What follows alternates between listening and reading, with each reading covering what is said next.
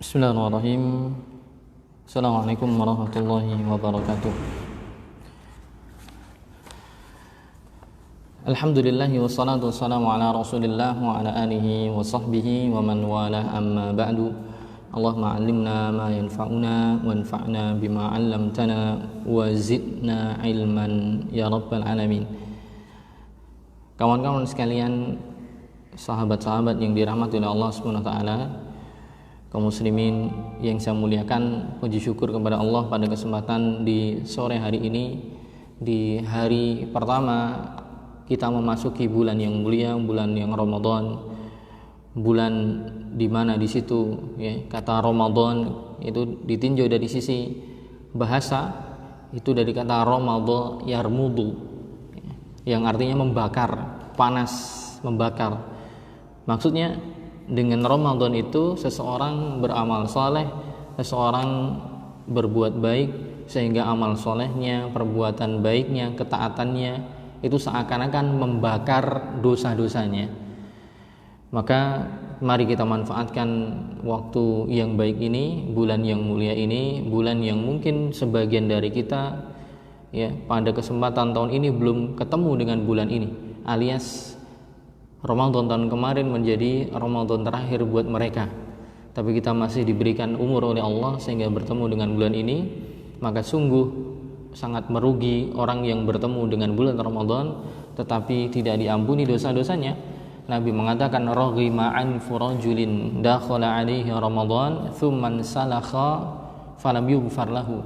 Celakalah bagi seseorang yang bulan Ramadan bertemu dengannya, atau dia mendapati bulan Ramadan sampai bulan Ramadan itu berpindah atau habis sedangkan dia belum diampuni oleh Allah Subhanahu wa taala. Maka teman-teman sekalian yang dimuliakan oleh Allah, pada kesempatan sore hari ini kita melanjutkan kajian membahas kaidah-kaidah bagaimana memahami nama-nama dan sifat-sifat Allah, yang mana di beberapa pertemuan yang lalu kita sudah bahas, namun libur beberapa hari karena ada uzur, karena ada sebab sebab yang tidak bisa terhindarkan, sehingga mau tidak mau kemarin libur sementara, yang mana kemarin ditargetkan sebelum Ramadan udah selesai kajiannya, tapi qadarullah ini sampai masuk Ramadan belum selesai. Tapi kemungkinan hanya tinggal 2 pertemuan, insyaallah pertemuan ini dan pertemuan yang akan datang insyaallah akan kita selesaikan. Sebelum kita masuk ke pembahasan, ada yang bertanya, salah satu teman kita bertanya, walaupun pertanyaannya agak beda keluar dari topik pembahasan, bukan berkaitan dengan kaidah asma wa sifat, tapi ingin dijawab pertanyaannya, maka coba kita jawab. Beliau bertanya tentang hadis riwayat Muslim, hadis riwayat Imam Muslim, bahwa Nabi mengatakan ahabbul biladi ilallahi masajiduha wa abghadul biladi ilallahi aswaquha. Nabi mengatakan sebaik-baik tempat atau tempat yang paling disukai oleh Allah adalah masjid, dan tempat yang paling Allah benci adalah pasarnya. Kenapa yang dicintai, yang Allah lebih cintai adalah masjid? Dan pertanyaannya, kenapa kok pasar menjadi sesuatu yang dibenci? Hadisnya riwayat Imam Muslim. Pertanyaan beliau, bukankah justru banyak pintu-pintu rizki itu terdapat dalam perniagaan? Bukankah banyak pintu rizki itu terbuka dalam perniagaan, jual beli? Tapi pertanyaannya, kenapa kok malah pasar itu dibenci oleh Allah, tidak disukai? Nah, ini mungkin tanda tanyanya di situ. Kalau masalah hadisnya sahih riwayat Imam Muslim, cuman maknanya apa? Dijelaskan oleh Imam Nawawi rahimahullah taala. Maksudnya kenapa pasar itu menjadi tempat yang dibenci oleh Allah, dimurkai oleh Allah? Beliau mengatakan, li'annaha mahallul ghish wal khida' wal riba wal aiman al kadhibah wa ikhlafil wa'di wal i'rad an dzikrillah wa ghairi dzalika mimma fi ma'nah. Wal masajid mahallu nuzuli rahmah wal aswaq didduha. Imam Nawawi mengatakan, kenapa kok masjid menjadi sesuatu yang paling tempat yang Allah cintai, sedangkan pasar Allah benci? Karena masjid adalah tempat untuk ibadah. Masjid adalah tempat diturunkan rahmat di situ. masjid tempat orang-orang melakukan ketaatan. Berbeda dengan pasar. Iya, dalam masalah jual belinya nggak ada masalah, halal-halal saja jika sesuai syarat ketentuan berlaku. Tapi pasar, orang-orang yang jual beli tidak paham ilmu agama, di pasar itu adalah tempat orang-orang nipu. Betapa banyak penjual yang menjual barang dagangannya dengan menipu pelanggannya. Pasar juga tempat riba.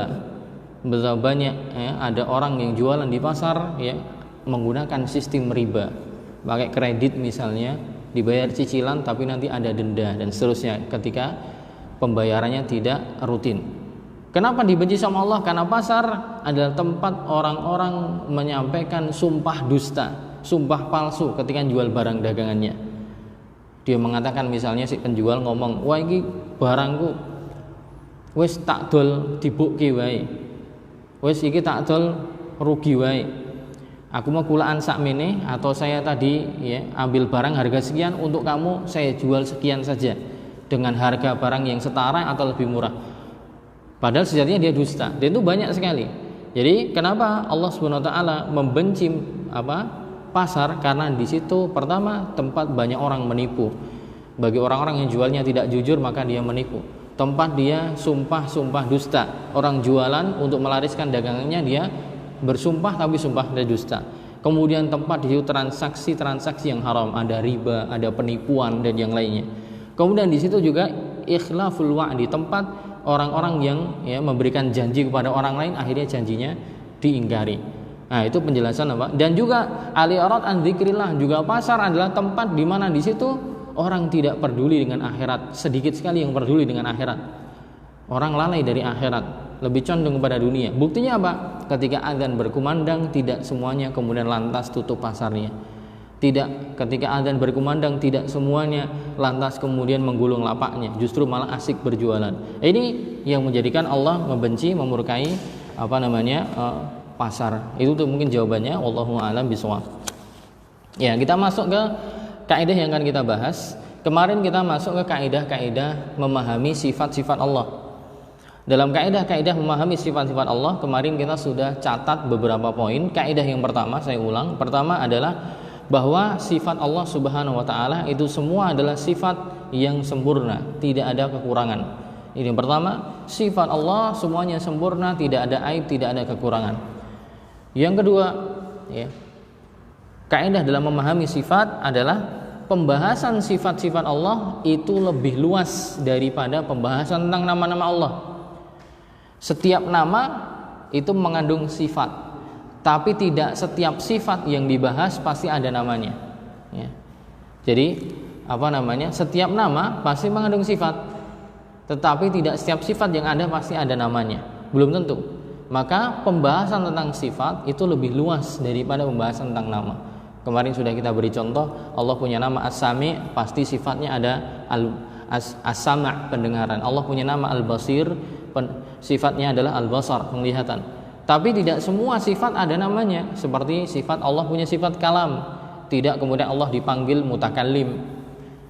Allah punya sifat ghadab, murka, kemudian tidak Allah dipanggil ghadib, yang maha murka, yang maha marah, hendak. Ini kaidah kedua. Kaidah ketiga dikatakan kemarin bahwa sifat-sifat Allah itu terbagi menjadi dua, sifat tsubutiyah dan salbiyah. Sifat tsubutiyah yaitu sifat-sifat yang Allah tetapkan untuk dirinya dan Rasulullah tetapkan. Jadi yang ditetapkan oleh Allah namanya sifat tsubutiyah. Adapun salbiyah adalah sifat yang Allah nafikan. Allah menafikan kezaliman untuk dirinya. Allah menafikan kematian untuk dirinya. Allah menafikan tidur untuk dirinya. Jadi Allah nafikan. Tapi setelah dinafikan harus menetapkan lawan dari sifat tersebut. Berarti kalau Allah menafikan sifat zalim untuk dirinya, berarti Allah punya sifat maha adil. Kalau Allah menafikan sifat butuh tidur untuk dirinya, berarti Allah di situ tidak tidur. Allah senantiasa terjaga, tidak pernah letih, tidak pernah lelah. Nah, itu kaidah yang ketiga. Kaidah yang keempat kemarin disampaikan bahwa sifat subutiyah, sifat subutiyah yaitu sifat-sifat yang Allah tentukan untuk dirinya atau yang Rasul tentukan, itu adalah sifat pujian yang berupa pujian berupa kesempurnaan. Maka semakin banyak disebutkan, maka semakin menunjukkan kemuliaan, kesempurnaan Allah Subhanahu wa taala. Adapun untuk sifat-sifat salbiyah, Allah menyebutkannya cuman dalam beberapa keadaan saja. Dan keadaan-keadaan di mana Allah menyebutkan sifat salbiyah itu disebutkan kemarin ada 3 keadaan. Pertama, dalam rangka untuk menjelaskan keumuman kesempurnaan Allah Subhanahu wa taala. Apa cocok untuk Allah dalam keadaan ketika Allah ingin membantah anggapan-anggapan orang yang beranggapan keliru, seperti orang-orang Nasara yang menganggap bahwa Allah punya anak, maka Allah menafikan itu. Allah mengatakan anda'u lirrahmani walada wa ma yanbaghi. Di sini wa ma yanbaghi lirrahman an yattakhidha walada. Tidak ya, bagi Allah tidak selayaknya atau Allah tidak mempunyai ya, atau tidak menjadikan anak untuk dirinya. Kemudian juga keadaan yang ketiga ketika Allah menyebutkan sifat salbiyah, yaitu ketika Allah ingin menepis ya, ingin menepis tawahum, yaitu keraguan sebagian orang atau sebagian makhluk yang menganggap Allah punya sifat kekurangan. Misalnya Allah menciptakan langit dan bumi, alam semesta sekian hari, kemudian mereka beranggapan oh Allah capek setelah menciptakan langit dan bumi. Maka Allah kemudian menyebutkan dalam Al-Qur'an walaqad khalaqnas samawati wal arda wa ma bainahuma, dan Allah telah menciptakan langit dan bumi dan apa yang ada di antara keduanya ya, fi sittati ayyam, dalam waktu 6 hari, wa ma massana min lughub, dan Allah tidak merasa letih, tidak merasa lelah ya, dalam proses penciptaan itu. Nah, ini Allah menafikan sifat letih, lelah untuk dirinya. Kemudian kemarin kaidah yang kelima, sifat subutiyah itu terbagi 2, ada sifat dzatiyah, ada sifat fi'liyah. Sifat subutiyah itu sifat-sifat yang Allah tentukan untuk dirinya terbagi 2. Ada sifat dzatiyah, ada sifat fi'liyah. Sifat dzatiyah itu adalah sifat-sifat yang senantiasa melekat dalam diri Allah, tidak boleh terpisah. Ya, tidak boleh kita katakan sekarang Allah tidak punya sifat ini, besok punya, enggak. Namun sifat ini senantiasa melekat dalam diri Allah, dulu, sekarang, esok, lusa, dan yang akan datang selama-lamanya. Seperti Allah punya sifat pendengaran, maka pendengaran Allah dari dulu sampai sekarang sampai besok akan melekat terus dalam dirinya. Sifat penglihatan ya, kemudian nanti sifat-sifat khobariyah ya, tangan Allah misalnya nanti ya, kemudian wajah Allah, ini akan senantiasa melekat dalam diri Allah Subhanahu wa taala. Tidak kemudian dulu nggak ada, sekarang ada, besok nggak ada, enggak. Tapi sifat subutiyah yang dzatiyah ini adalah sifat yang senantiasa melekat dalam diri Allah. Kemarin sudah dijelaskan. Yang kedua sifat fi'liyah. Kalau sifat fi'liyah adalah sifat yang berkaitan dengan kehendak Allah. Kalau Allah berkehendak berbuat maka terjadi, maka ada. Kalau berkehendak Allah tidak berbuat maka tidak ada. Seperti sifat nuzul, Allah turun ke langit dunia. Seperti sifat istiwa, Allah bersemayam di atas arsy. Nah, ini kalau Allah berkehendak maka terjadi, kalau tidak maka tidak terjadi. Nah, itu kemarin yang dibahas. Kemudian yang belum dibahas, kita masuk ke kaidah yang ke-6. Kaidah yang ke-6 dan kaidah yang ke-7. Kaidah yang ke-6, yalzamu fi itsbatis sifat at-takhalli an mahdhurain 'azimain. Dalam menetapkan sifat-sifat Allah, wajib bagi kita untuk menjauhi 2 hal yang dilarang. Dalam menetapkan sifat-sifat Allah, saya ulangi, dalam menetapkan sifat-sifat Allah, kita harus menjauhi 2 hal yang dilarang, tidak boleh dilakukan. Apa itu? Pertama, at-tamtsil. Tamtsil itu artinya adalah ya, menyamakan Allah, sifat Allah dengan makhluknya. Nah, itu sudah dari bahasa Indonesia. Misal ya. Tamtsil itu dari kata misal. Misal sudah masuk kata serapan jadi bahasa Indonesia. Misal, semisal. Kamu semisal dengan dia, kamu serupa dengan dia ya. Kamu semisal. Nah, dalam penentuan sifat-sifat Allah, kita tidak boleh mempermisalkan atau menyamakan sifat Allah dengan makhluk. Ini yang nggak boleh. Jadi ada 2 hal yang tidak boleh dalam menetapkan sifat Allah. Pertama tamtsil, kedua takyif. yaitu membagaimanakan. Nah, akan dijelaskan. Yang pertama, apa maksudnya tidak boleh tamtsil, tidak boleh menyamakan sifat Allah dengan sifat makhluk? Di sini diartikan i'tiqadul musbit annama asbatahu min sifatillahi ta'ala mumatsil li sifatil makhlukin. Yang dimaksud mempersamakan itu adalah yaitu kita manusia ketika kita menetapkan sifat untuk Allah, Allah punya sifat pendengaran, penglihatan, punya sifat ilmu, punya sifat khobariyah, Allah punya tangan, Allah punya wajah. Tidak boleh kita menyamakan sifat ini dengan sifat makhluk. Oh, pendengaran Allah sama seperti pendengaran makhluk. Oh, penglihatan Allah sama seperti penglihatan makhluk. Oh, ilmu Allah sama seperti ilmu makhluk. Oh, tangan Allah seperti tangan makhluk. Nah, ini namanya mempermisalkan. Ini tidak boleh, tidak diperkenankan. Kenapa? Karena Allah sendiri mengatakan laisa kamitslihi syai'un wa huwas samiul basir. Allah tidak ada yang semisal dengannya, tidak ada yang serupa dengan Allah, dan Allah Maha mendengar lagi Maha melihat. Allah juga mengatakan walam yakul lahu kufuwan ahad. Tidak ada yang menjadi tandingan untuk Allah. Walam yakul lahu kufuwan ahad.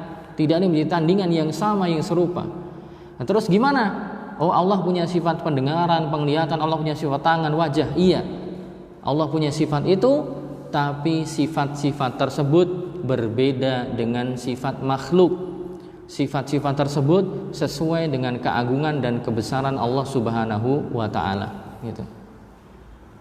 Masuk akal nggak? Masuk akal. Sesama sifat makhluk saja berbeda, apalagi makhluk dengan khalik. Sesama sifat makhluk saja berbeda, sesama makhluk saja sifatnya berbeda, apalagi sifat makhluk dengan khalik. Saya beri contoh. Misalnya kita punya tangan, kita manusia punya tangan, ya. Maka kita katakan, apakah tangan manusia sama dengan tangannya? Apakah tangan manusia sama dengan tangannya monyet? Tentu beda. Yang sama dari sisi lafadznya saja. Ini tangan, punya monyet juga tangan. Cuman hakikatnya berbeda. Nah, ini kalau sesama makhluk aja beda, maka harusnya antara makhluk dengan khalik lebih berat untuk berbeda. Masalah penglihatan misalnya, penglihatan manusia dengan penglihatan hewan pemburu misalnya, burung hantu di malam yang gelap dia bisa melihat, ya. Atau mungkin hewan pemburu citah misalnya, atau harimau, dia bisa melihat dari jarak yang jauh. Batasannya berbeda dengan manusia mungkin. Atau mungkin pendengaran, ya. Pendengaran anjing dia mungkin bisa mendengar dari jarak radius sekian, berbeda dengan pendengaran manusia.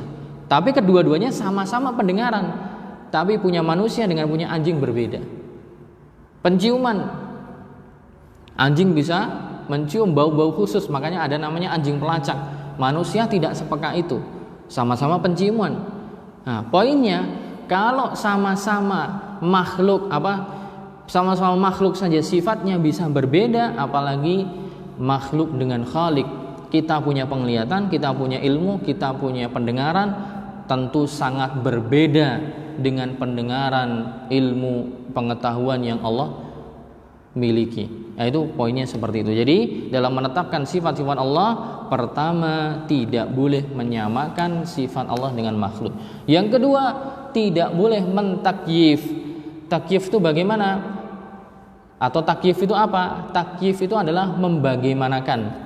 Ya, kita kalau belajar bahasa Arab, kaifa, bagaimana, kaifa haluk, ya, bagaimana kabarmu. Jadi takyif itu membagaimanakan sifat Allah, seakan-akan kita menggambarkan secara visual bagaimana sifat itu ada, gitu.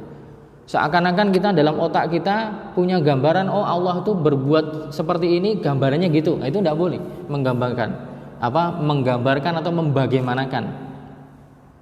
Contohnya, ya, yaitu an ya'taqidal musbit anna kaifiyata sifatillahi kadza wa kadza. Maksudnya gimana?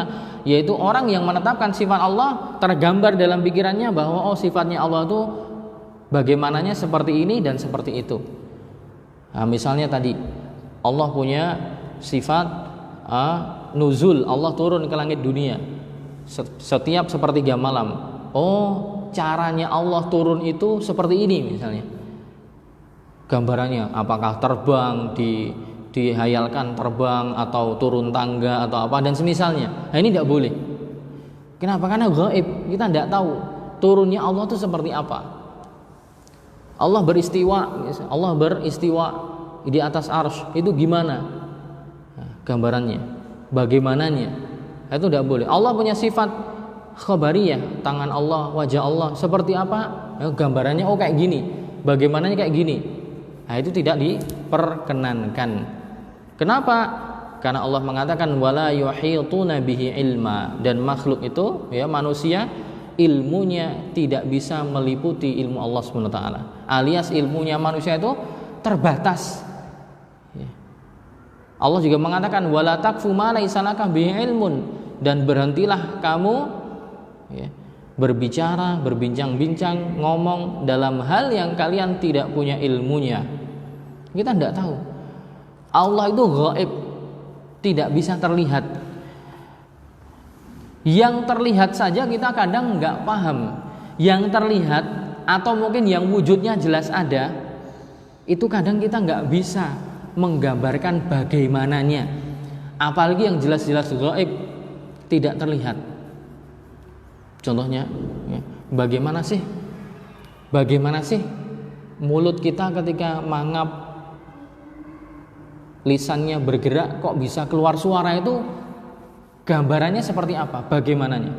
Tidak semua orang bisa, ya, tidak semua orang bisa mengungkapkannya. Kalau dokter mungkin bisa. Oh dokter, oh itu pita suaranya gini bergetar, kemudian kalau bergetarnya sekian mungkin keluar huruf ini, suara ini, mungkin dia bisa menjelaskan. Tapi yang lain belum tentu. Coba kita disuruh mensifati, bagaimana sih kok ini tangan bisa bergerak? Uratnya gimana sih? Bagaimana gambarannya? Kita tidak mampu. Padahal ini nyata, kelihatan.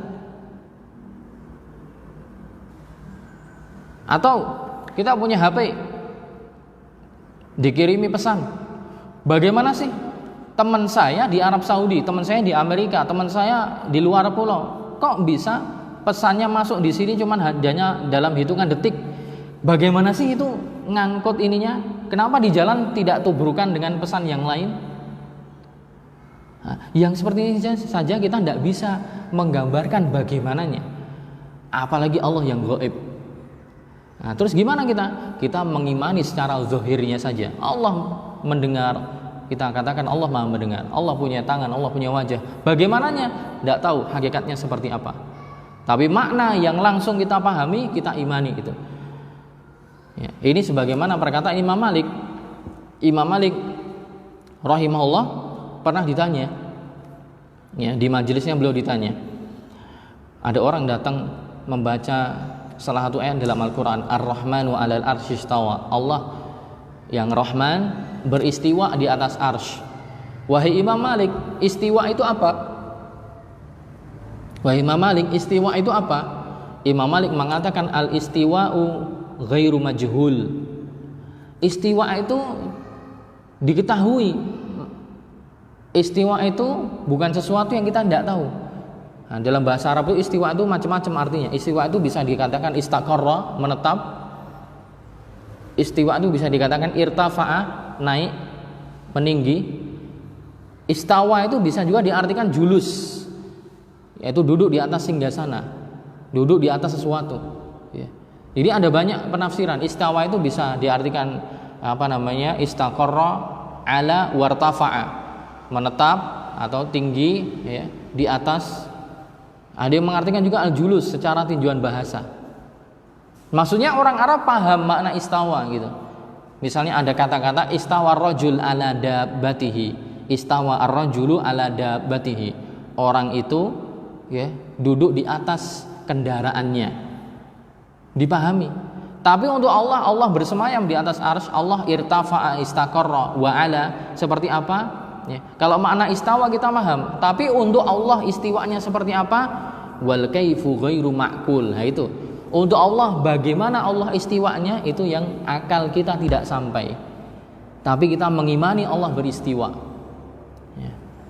Itu nanti yang menjadi perdebatan. Ya, masalah seperti ini yang jadi perdebatan antara Ahlussunnah wal Jamaah dengan firqah yang lain.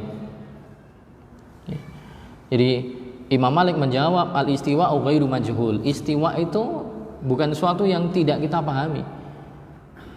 Tetapi bagaimana Allah beristiwa itu yang ghairu ma'qul. Kita akalnya enggak sampai. Wal imanu bihi wajib. Beriman bahwa Allah beristiwa di atas arsy itu wajib. Wa su'alu anhu bid'ah. Bertanya-tanya tentang gimana sih Allah beristiwa, ini perkara yang bid'ah.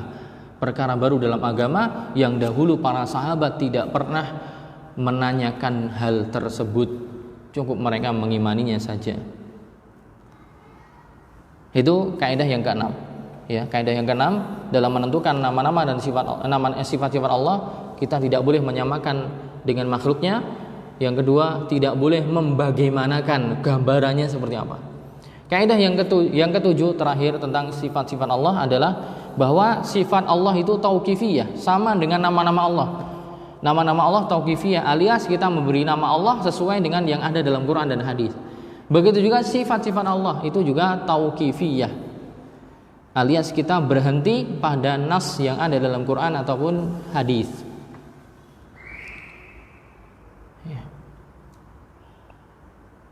Tidak boleh mengada-ada.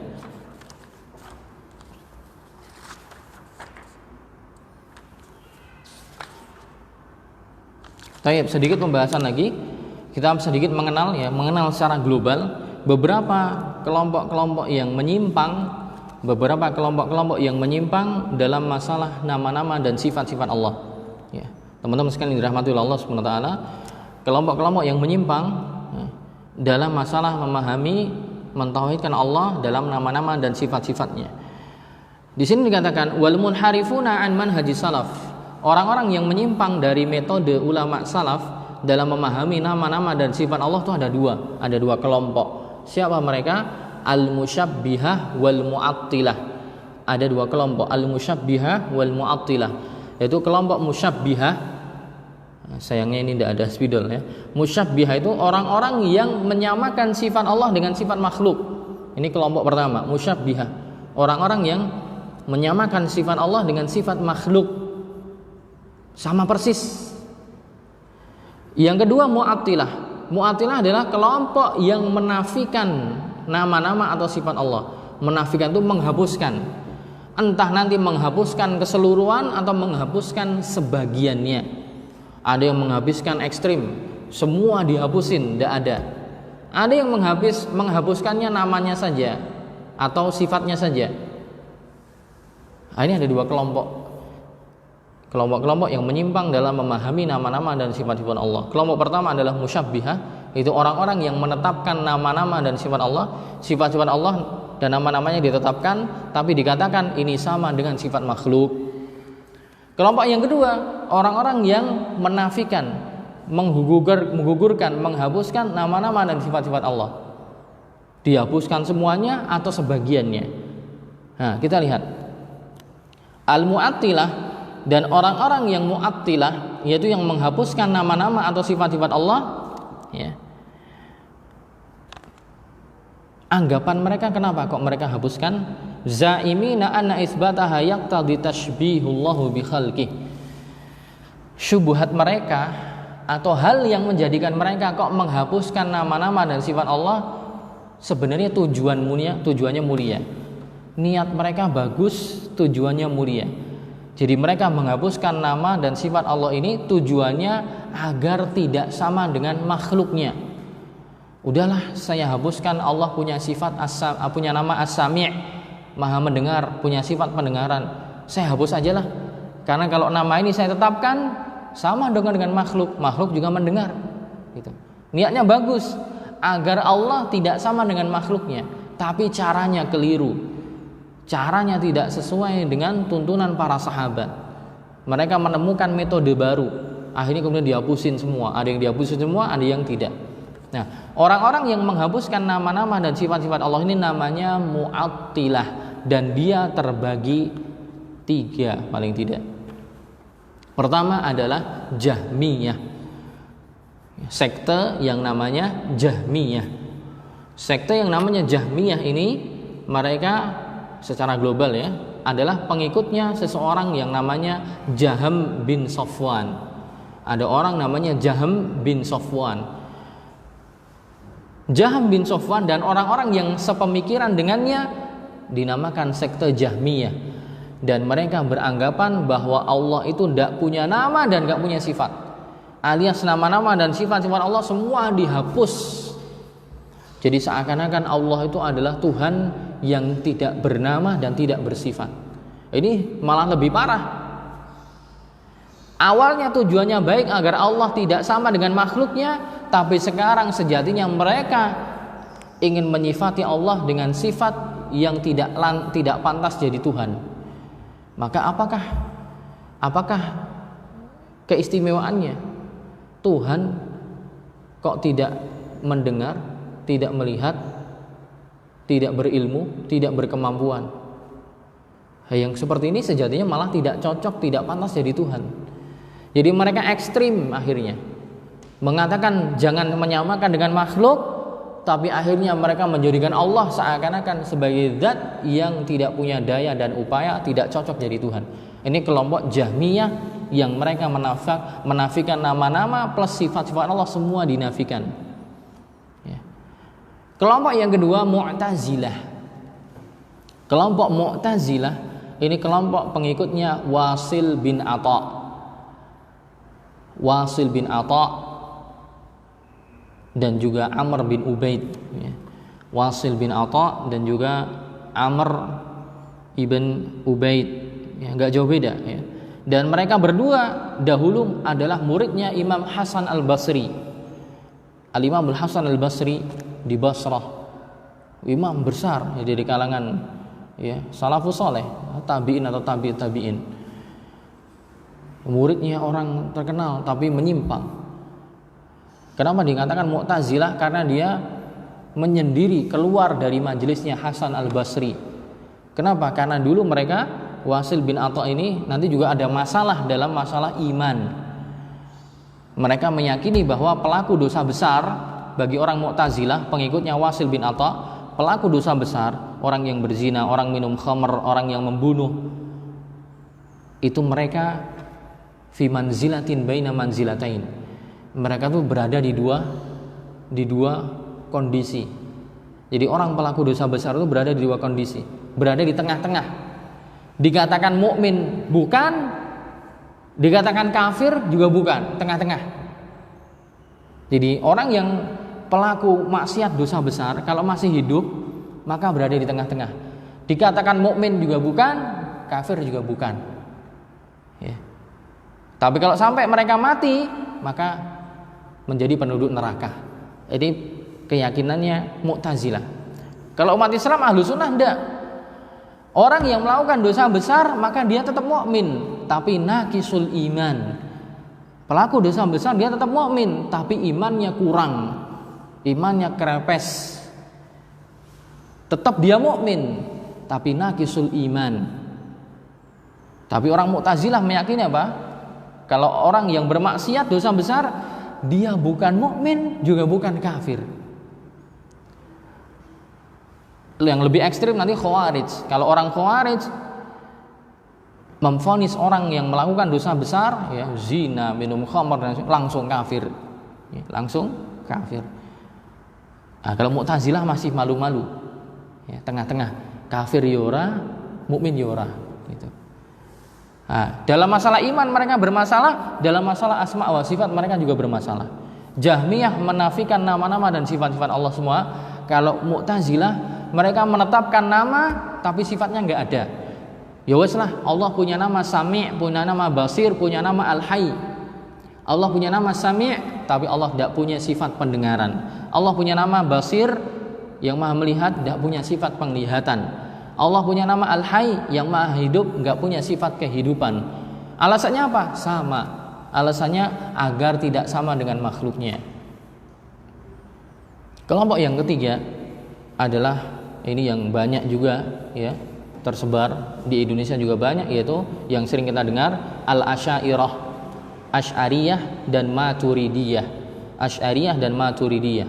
Asy'ariyah adalah sekte kelompok pengikutnya Abul Hasan Al-Asy'ari, Al-Imam Abul Hasan Al-Asy'ari, ya. Maturidiyah adalah pengikutnya Abu Mansur Al-Maturidi. Nah, kalau Asy'ariyah dan Maturidiyah ini mereka masih menetapkan nama, masih menetapkan sifat.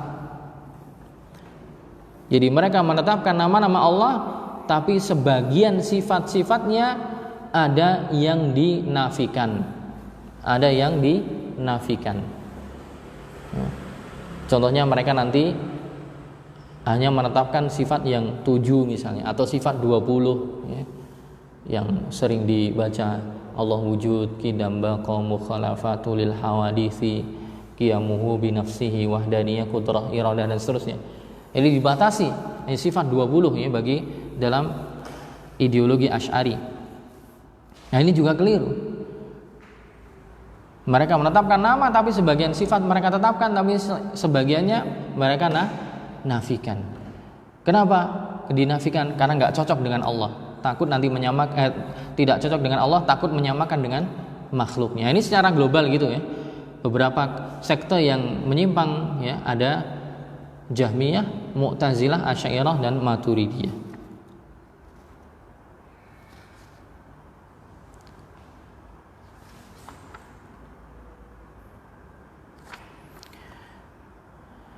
Sedikit saya tambahi ya.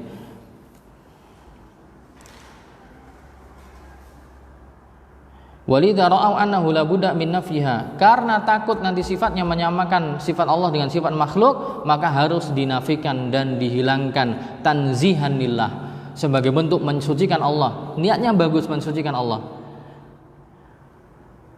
Akhirnya mereka dalam masalah sifat-sifat Allah, mereka punya 2 metode. Yang metode ini sering dipakai oleh mereka.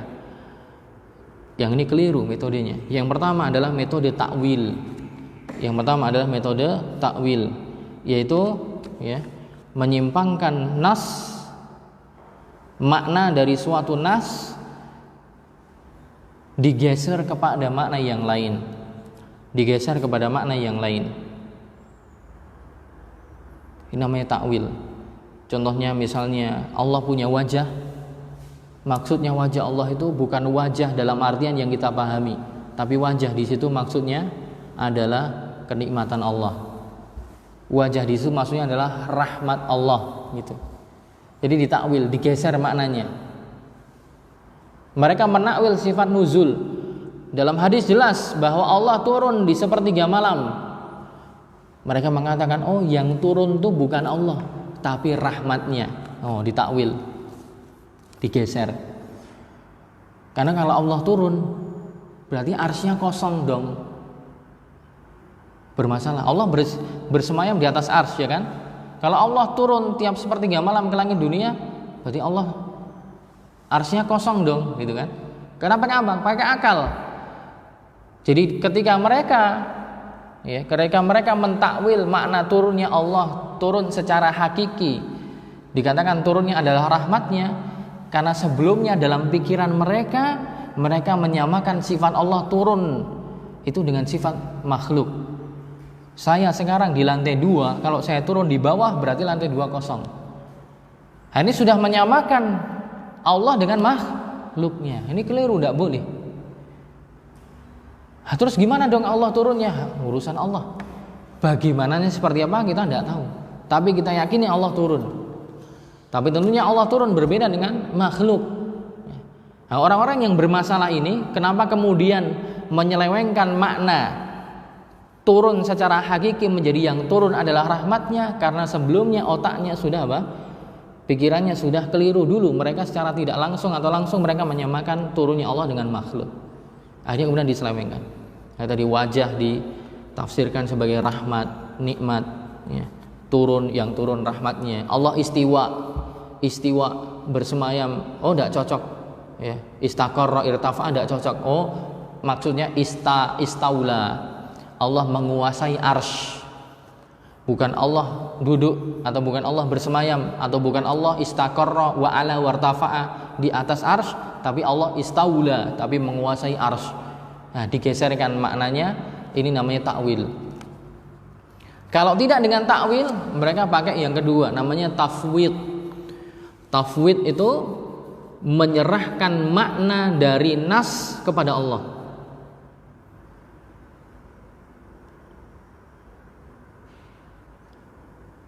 Menyerahkan apa? Menyerahkan maknanya secara keseluruhan kepada Allah. Allah beristiwa di atas arsy. Gimana Allah beristiwa? Tidak tahu. Kita serahkan maknanya sama Allah. Kita serahkan maknanya. Istiwa artinya apa? Kita serahkan maknanya sama Allah. Allah punya wajah, Allah punya tangan. Dah, ini kita serahkan semua maknanya pada Allah. Jadi mereka menyerahkannya keseluruhan. Makna zahirnya, kaifiyahnya, hakikatnya semua sama Allah diserahkan. Kalau ahlu sunnah tidak. Ahlu sunnah meyakini makna itu secara zahir dulu. Tangan, wajah, kedua kaki, turun, pendengaran, ya udah kita pahami secara zahirnya seperti itu. Yang kita tafwid adalah kaifiyahnya, bagaimananya sifat itu adanya seperti apa, itu baru kita serahkan pada Allah. Tapi makna tangan itu apa? Ya kita paham. Wajah itu apa? Ya wajah. Cuman bagaimananya untuk Allah itu yang kita serahkan maknanya. Adapun kalau ya mereka yang diserahkan adalah semuanya.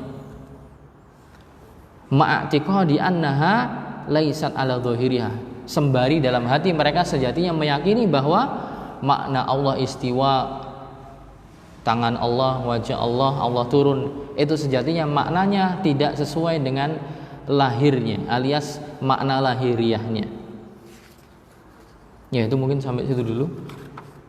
Masih ada beberapa pembahasan, tapi sepertinya ya besok ganti tema yang lain saja sesuai dengan jadwal yang sudah kita buat ya.